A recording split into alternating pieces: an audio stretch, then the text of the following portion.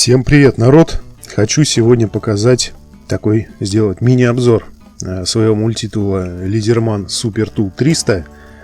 Этому мультитулу уже 8 лет. Недавно я нашел от него коробку, в которой лежал чек. Он был куплен в 2013 году. Значит, вот такая была коробочка тогда. Не знаю, как сейчас, в каких они продаются. У кого есть такой, может быть, новенький, можете сравнить, все ли так же, или что-то изменилось. Вот такие надписи здесь на коробочке. Давайте посмотрим, что там было с ним в комплекте.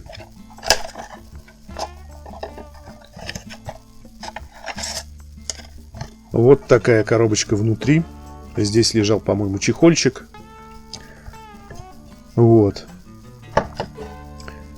Так, значит, что у нас здесь? Здесь есть наклеечка. Вот такая наклейка Leaderman. Дальше сам чек. Вот такой вот чек. Куплен был мультитул за 4160 рублей. Сейчас я посмотрел, они стоят десятку и даже чуть выше. Это просто жесть. Более чем в 2 раза подорожал. Более чем в 2 раза. Вот такой гарантийный талон был. Так, вот она, дата покупки 18.04.2013 года. Печать стоит, какая-то фирма Аска. То есть покупался он в обычном торговом центре, в павильончике, где продавались там разные ножи, викториноксы там какие-то. Его, скорее всего, уже и не существует, этого, может, даже этой фирмы. Это гарантийный талон. Все у меня, оказывается, сохранилось. Кстати, после того, как я нашел вот этот гарантийный талон, посмотрел, гарантия-то у него 25 лет. Сервис, значит, осуществляет Омега Тул, адрес проспект Мира. Сейчас я посмотрел, залез к ним на сайт, адрес у них уже другой, но сайт есть, сайт все тот же. Ладно, давайте дальше. Еще вот такая вот шла бумажка, это инструкция, как я понимаю.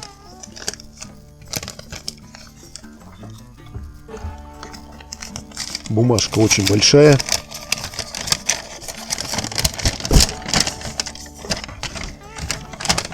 Так, вот такая инструкция. Кому интересно, можете на паузе разглядеть получше. Но все свои фотографии я выкладываю в соцсетях. Ссылки на мои соцсети будут в описании под видео. Переходите, подписывайтесь.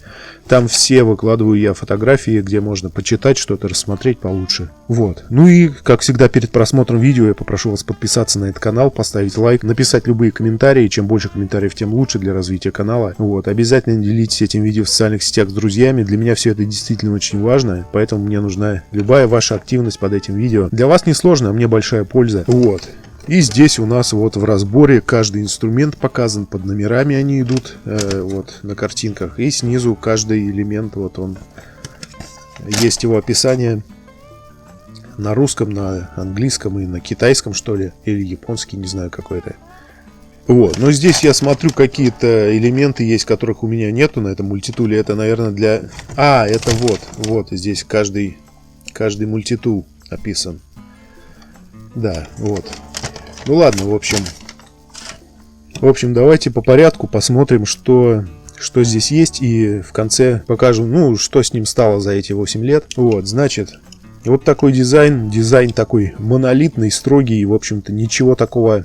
Я не могу сказать, что он красивый. Он просто такой сплошной кусок металла. Сейчас я посмотрел новые модели. Там такие дизайнерские, красивые они прям. Там гравировка такая выпуклая, там такие линии плавные, там однорукое открывание ножа, так все очень удобно.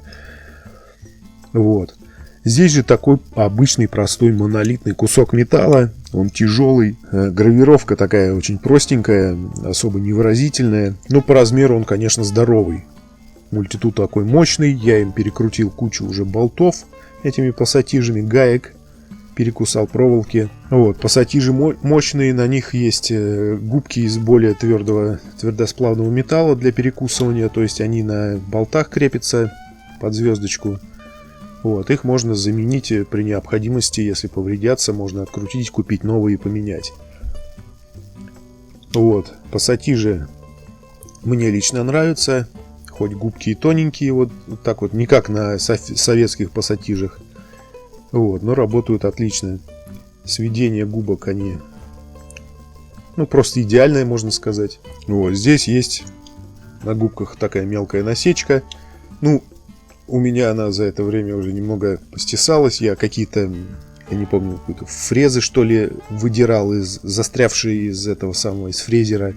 Они из более твердого металла были, и немного мне постирали вот эти губки. Ну, значит, вот этой серединой можно крутить, зажимать эти гайки, болты. Ну и кусать проволоку вот этими кусачками. Вот, давайте дальше начнем с одной ручки, с ножика. Значит, вот такой здесь ножик. Ножик отличный, режет прекрасно. То есть я его даже не перетачивал, ничего. Я просто подвожу его периодически на мусате, и все. Острота идеальная, режет бумагу. Нож, конечно, такой простенький. Это просто нож. Без всяких там изысков, каких-то красивостей дизайнерских. Да, он не однорукий. Открывание, точнее, не однорукое. Конечно, мне бы... В основном я пользуюсь пассатижами, ножом и отверткой в этом мультитуле. Ну и консервной открывалкой. Тоже периодически. Вот. Однорукое открывание ножа мне, конечно, было бы очень удобно, потому что ножом я пользуюсь часто. Значит, каждый элемент здесь фиксируется в открытом положении вот этим язычком. Вот. То есть он сам не закроется. Значит, что по ножу? Нож, если держать вот так, резать, конечно, удобно. То есть режешь какую-то колбасу к плоскости, можно вот так резать, дорезать до самого конца. Вот. Если же нож взять мультитул, ну просто сложить его для использования с ножом, вот, получается нож сверху, то есть здесь вот эта часть мешает ему до плоскости, дорезаться до плоскости. То есть вы режете колбасу и никак не можете уже дорезать до конца, до плоскости. Приходится резать вот так вот уже, наклонять его и кончиком резать свою колбасу. Но это, конечно, ну, придирка, это, ну, можно с этим смириться, можно нарезать и так, как угодно, и на весу ее настрогать. Такая просто есть момент, о котором я просто сказал. Вот. Расположение клинка вот с этой стороны. Не отсюда он торчит, а вот отсюда, с левой части. Это, конечно, удобно, что-то вот так резать. За это, конечно, плюс. Потому что в некоторых ножах, таких многофункциональных, нож бывает, клинок вот отсюда выходит. Что, ну, не очень удобно, как бы, при строгании каком-то. Вот, ладно, дальше. Идем дальше. Значит, нажатием вот на этот язычок ножик убирается. Далее. Так, по отверткам. Далее идут после ножа сразу две отвертки. Вот такие вот две отверточки. Плоские. Я не знаю, зачем они. Потому что здесь есть еще одна плоская отвертка. Вот, сразу давайте расскажу. По отверткам покажу все отвертки. То есть здесь есть вот такие три отвертки. Поменьше, побольше и вообще лопата. Вот, зачем здесь плоских столько отверток? Ведь плоские винты или что там, головки, шляпки, они уже давно их, ну, в Советском Союзе их использовали. Сейчас я их очень мало вижу. Я не знаю. Этими отвертками можно только что-то ковырять, поддевать, куда-то подлезать, что-то подколупливать. Только вот для этого я как-то пару раз использовал, конечно, да, вот среднюю. Вот, она такая тоненькая, куда-то подвесить, что-то подковырнуть. Но тоже надо осторожно, потому что можно сломать. Вот, вместо этих трех отверток, ну, точнее, можно было оставить одну отвертку, какую-нибудь там маленькую, например. А вместо этих двух они идут рядом прям идут. Вот, вместо них можно было ножницы сюда вставить. Как раз ножницы занимают два места, вот вместо этих двух. Вот, конечно, вот это просто занимает место, абсолютно ненужная вещь. Ну, как для меня, это мое мнение. Может быть, кто-то пользуется. Но, кстати, напишите в комментариях, пользуетесь ли вы плоскими отвертками. Часто ли они вам пригождаются. Вот, ну ладно, идем тогда дальше. И дальше у нас идет вот такое шило. Так, колечко пока уберем, чтобы не мешалось. Так, и эту отвертку тоже. Дальше у нас идет вот такое вот шило. Оно острое. Ну, у меня уже подзатупилось, конечно. Вот здесь было острое. Вот, шило с отверстием. Можно что-то протыкать, вставить нитку и так вот прошивать. Но такой огломной иголкой, как бы, я не знаю, что можно зашить. Какой-нибудь тент от фуры, я не знаю. Вот, я его как-то использовал, что-то я им долбил. Я уже не помню, что я им... Вот так что-то откалывал. Эпоксидку, что ли, из ручки от топора выкалывал им. Хотел снять, я даже не помню. Немного у меня вот здесь подзатупилось. Вот, а так оно используется, можно им сверлить дырку в дереве, например. Прекрасно сверлится, для каких-то целей проковырять. Можно держать его вот так вот, значит, сверлить, естественно. Можно вот так вот рычаг сделать помощнее, вот так вот сверлить им, фигачить. Можно вот так вот что-то вот держать, вот так вот, значит, крутить, типа как будто сверлишь. В общем, как вам удобно. Такой вот инструмент. Ну, такой, я скажу, пользовался им. Только не по назначению, не сверлить, а вот что-нибудь такое вот. Расколоть, выдолбить, отковырять для таких целей. Вот, ну и последний элемент на этой стороне у нас идет напильник. Значит, вот такой напильник. На одной стороне насечка вот такая вот полосочками идет, а на другой стороне уже перекрестиями. Вот такой напильник. Я им пользовался, ну, я не знаю, может быть, пару раз всего. Вот, да, и, кстати, на торце идет тоже насечка, это можно ей пилить как бы металл, то есть какой-нибудь там гвоздь перепилите, какую-то арматурину перепилить. Вот, на этой же стороне уже ничего, никакой насечки нет. Вот, особо я его не мучил, как бы, наверное, даже больше потому что было жалко, то есть его один раз-то убьешь и все, и уже его не заменишь нигде. Вот. Пытался, когда нужно было что-то подпилить, обычными напильниками делал это. А этот на крайний случай, когда вот ничего не будет под рукой где-нибудь, только этот напильник останется, и тогда я им воспользуюсь. А так он у вас будет убитый, будете носить убитый напильник с собой. Ну, в общем, вы поняли. Вот, жалел я его, в общем, так скажем. Так, с этой стороной у нас закончено. Давайте переходим к другой стороне. Вот, здесь идет у нас ножик, еще один ножик. Вот такой он. Ну, этим ножом я пользовался, конечно, пользовался, но меньше. Вообще он удобнее всего резать какую-то тряпку, канаты какие-то, паракорд, не знаю, там, эти какие-то веревки перерезать.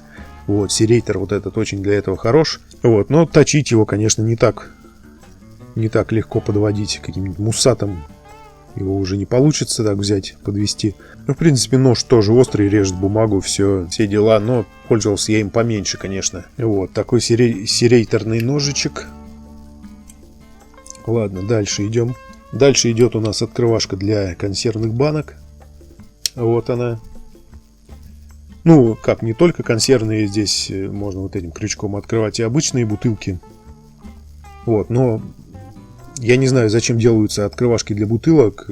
Их можно открыть чем угодно подручным предметом. Зажигалкой, там, тем же мультитулом без открывашки поддеть. Она как пробка вылетит. Да чем угодно ее можно открыть. Вот. А консервным ножом вот этим для консервов я пользуюсь, да, периодически.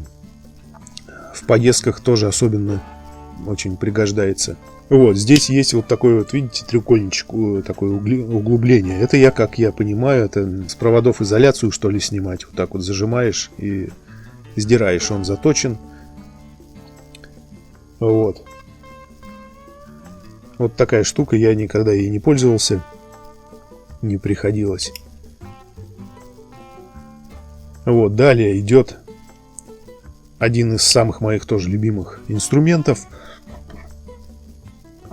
Это вот такая крестовая отвертка. Много ей пользовался, частенько она меня выручает. Всегда у меня мультитул находится под рукой. Что-то открутить какие-то. Я разбираю, допустим, не только саморезы я им крутил, какие-то, ну, какую-то технику раскрутить, там, залезть внутрь. Вот, всегда он у меня под рукой, всегда помогает. Вот, конечно, отвертка такая для маленьких винтиков не подойдет. Вот, конечно, маленькой отверточки здесь не хватает. Потому что какую-то технику раскручиваешь, там маленькие винтики обычно бывают. Вот, а так Вот у меня, кстати, есть из лазерманов браслетик. Вот здесь как раз плоские винты. Вот плоской отверткой как раз для них ее хорошо использовать. Вот, это у меня вот второй предмет от лазермана, то есть один мультитул и вот этот браслетик, все, что у меня от них есть. Кстати, если вы заметили, отвертка здесь сделана вот таким квадратом. Я не знаю, специально ли это сделано или так получилось. В общем, как-то был я в Ашане и взял там мультитул за 200 рублей. Ну, чисто так, ради пассатиж. Там, конечно, никакие инструменты, ножи, ничего работать не будут. Просто как дешевые пассатижи, что-то зажать, они и кусать проволоку-то не будут. Просто что-то зажать, там, покрутить какие-то болты. Они, в общем, и для этого не годились в итоге. Но дело не в этом. Там в комплекте шел набор бит дешевых. Конечно, все из пластилина были тоже, на выброс пошли. Вот. Но тем не менее, там был переходник под квадрат. Под квадрат для этих бит. И был такой там квадрат доставался для этого переходника.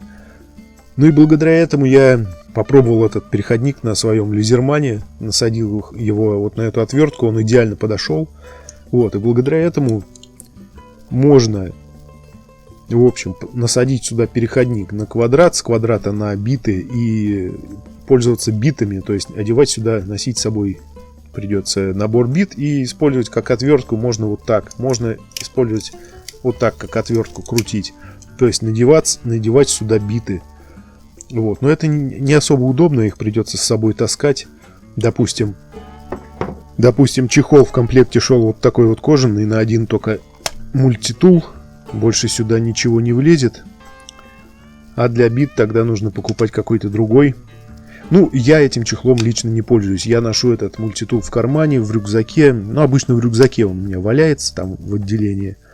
Вот, чехол этот я не использовал, ну, чехол вот такой кожи толстая, качественная, здесь надпись, значит, сделано в Мексике, не знаю, видно будет там, не будет. Вот, написано сделано в Мексике. Вот такой чехол. Вот, вот здесь у меня теперь полный комплект лежит. Так, далее, значит, про биты рассказал. Такая дополнительная возможность у нас появляется. Так, отвертку я показывал. Отвертка вот такая небольшая. Одна из 3. И последняя у нас идет здесь пила. Это вот такая вот пила. Пила очень такая зверская. Она острая. Прям можно вот уколоться, порезаться. Очень острая, прям как иголка. Вот эти зубья. Вот эти зубья как иголки прям на ощупь. Вот, пользовался ей не часто, конечно, пилить ей приходилось всего, наверное, пару раз, но выручало в эти пару раз.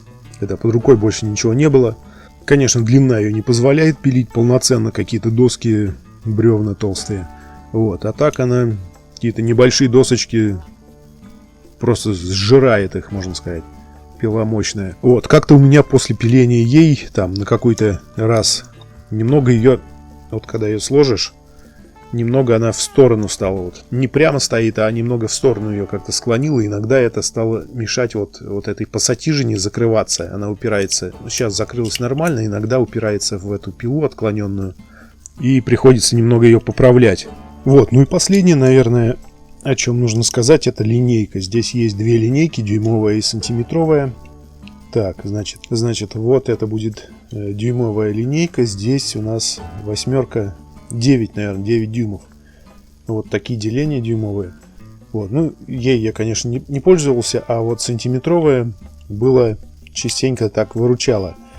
Вот. Здесь получается вот такие через 2 сантиметра идут цифры.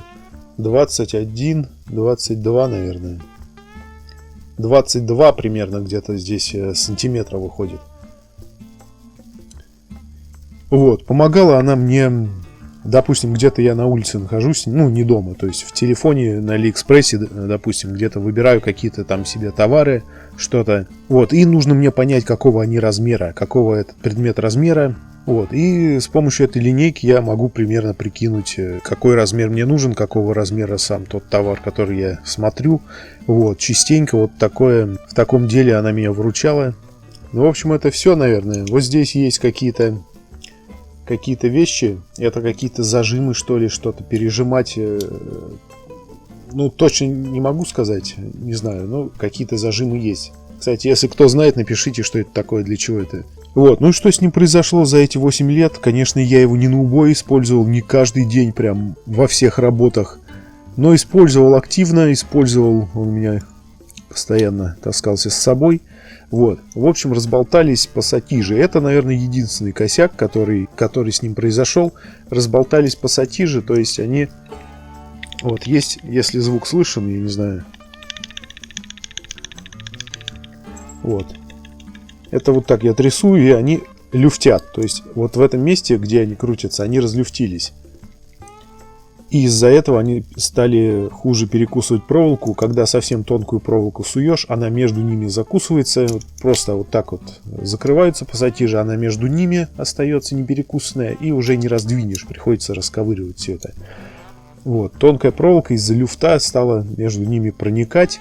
Они не впритык ее перекусывают. В общем, вот это, конечно, косяк. Ну и, как я уже сказал, нашел я вот эту гарантию, вспомнил, что она действительно, гарантия-то здесь 25 лет. Вот. И решил, в общем, сходить в этот сервис-центр. Что там скажут по этому поводу, вообще гарантийный этот случай или нет. В общем, очень интересно будет сходить туда и что там скажут.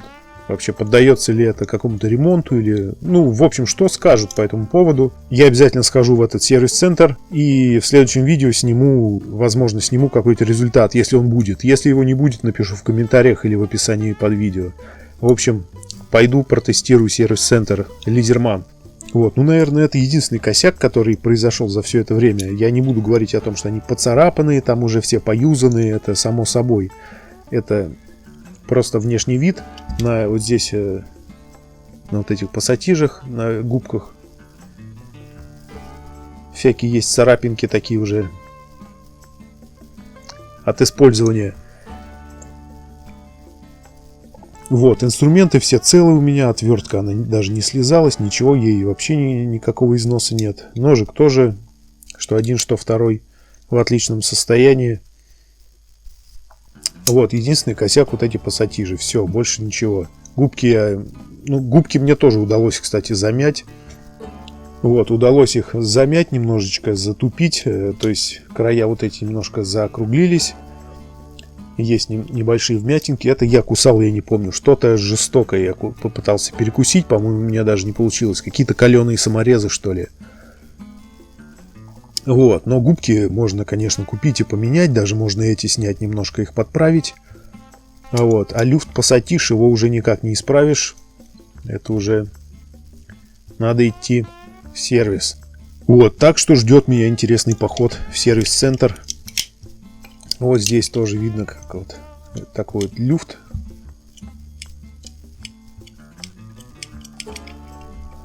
И, кстати, хотел еще сказать. Такой косяк я заметил, я не знаю, как это. Вот здесь, вот с каждой стороны есть такая вставочка металлическая, что здесь, что здесь, что здесь. А вот здесь ее нет, просто нету. Это какой-то баг, косяк, я не знаю, что это, почему ее здесь нету. Вот, из-за этого вот этот ножик, он немножко туда входит, вот за это закругление боковой части рукоятки. Ну, в общем, как-то не на своем месте.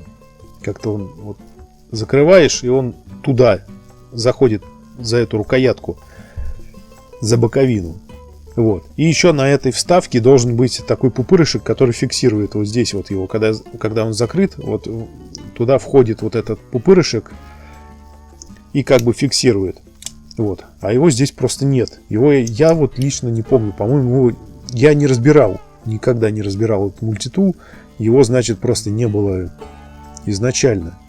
Ну, вот какой-то такой косяк. Непонятный абсолютно. Ну и немножко наперекосяк этот нож из-за этого стоит. Вот. Ну, в общем-то, наверное, и все. В общем-то, сказал все, что хотел. Ну, на этом, думаю, все, народ. Подписывайтесь на канал, обязательно пишите комментарии, какими мультитулами вы пользуетесь, довольны ли вы ими, какими инструментами из них чаще всего пользуетесь. Вот, подписывайтесь на канал, обязательно пишите комментарии, делитесь этим видео в социальных сетях с друзьями. И рядом с кнопкой подписаться есть колокольчик, обязательно нажмите на него, иначе вы не будете получать уведомления о том, что выходят новые ролики на канале. Вот, все это для вас несложно, а для меня очень большая помощь в развитии канала. Ну, на этом все, всем спасибо за просмотр.